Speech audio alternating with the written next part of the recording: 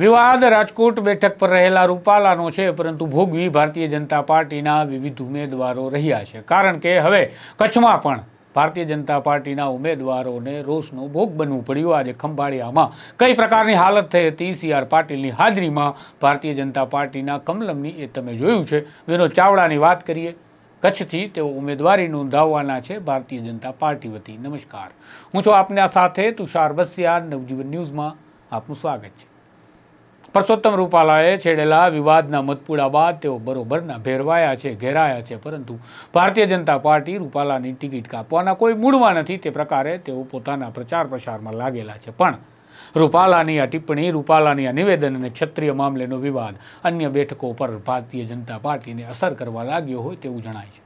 આજે ખંભાળિયામાં કમલમના ઉદ્ઘાટન પ્રસંગે સી.આર. પાટીલને પણ આ દ્રશ્યો જોવા પડ્યા, જેમાં તેઓ રોષનો ભોગ બન્યા। લોકોએ કાળા વાવટા બતાવ્યા, નારા પોકાર્યા અને ભારતીય જનતા પાર્ટીના નેતાઓનો વિરોધ કર્યો।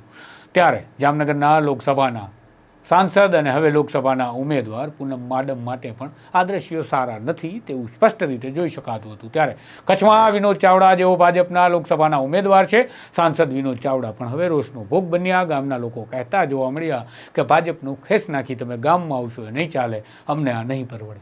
વિનોદ ચાવડાનો વિરોધ થયો। વિનોદ ચાવડાનો વિરોધ થતા સમયે તેઓને આ માગણી કરી રહ્યા હતા ક્ષત્રિય સમાજના લોકો કે રૂપાલાની ટિકિટ રદ કેમ નથી થતી, એ અમારો સવાલ છે। આ ઘટના જ્યારે ઘટી રહી હતી ત્યારે અબડાસાના ધારાસભ્ય પ્રદ્યુમનસિંહ જાડેજા પણ ત્યાં હાજર હતા, વિનોદ ચાવડા પણ હાજર હતા, ભાજપના નેતાઓ પણ હાજર હતા।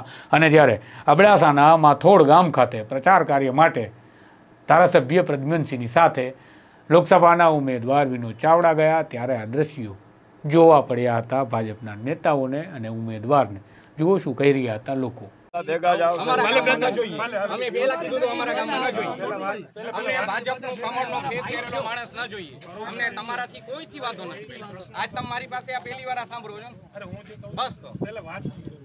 આપણી રજૂઆત પહોંચાડવી પડશે। તમે શબ્દ દીધો છે, મેં કોઈ દી ના નથી પાડી, આજે ના પાડી। એ સંબંધમાં કે પહેલા મને સાંભળો તમે કે આપણી જે પ્રશ્ન છે કે આપણો રજૂઆત છે એ ત્યાં સુધી પહોંચાડવી પડશે કે નહીં પહોંચાડવી? એના એક પદ્ધતિ છે, અત્યારે આપણે અહીંયા આવ્યા છે આવે તેને આપણે લેવા માટે તૈયાર છે। આપણી રજૂઆત જે છે એને ઉપર સુધી મૂકવા માટે છે, અને ગામો ગામ ક્ષત્રિય સમાજે આ કરેલું છે। તમે જે કરો છો એમાં એવું કોઈ નથી।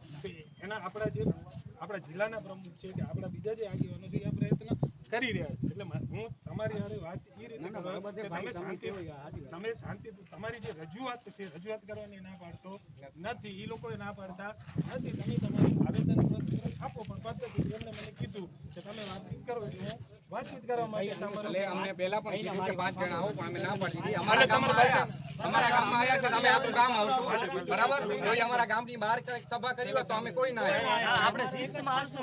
કઈ વાત મારો કહેવાનો શું મતલબ છે કે તમે હાલો બતાવો, વાત કરતા સાંભળો। પહેલો પ્રશ્ન એ અમે હું આપી તો કાઈ નહીં બોલી, ગામમાં રાખવાની અમારી ના, અમારી વાત તો સાંભળો, મારી વાત સાંભળો।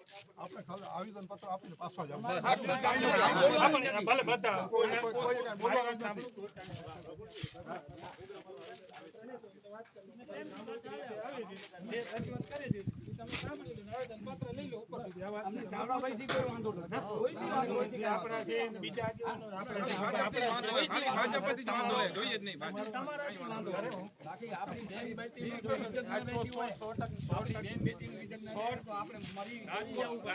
વૈષ્ણવજન તો તેને કહીએ જે પીડ પરાઈ।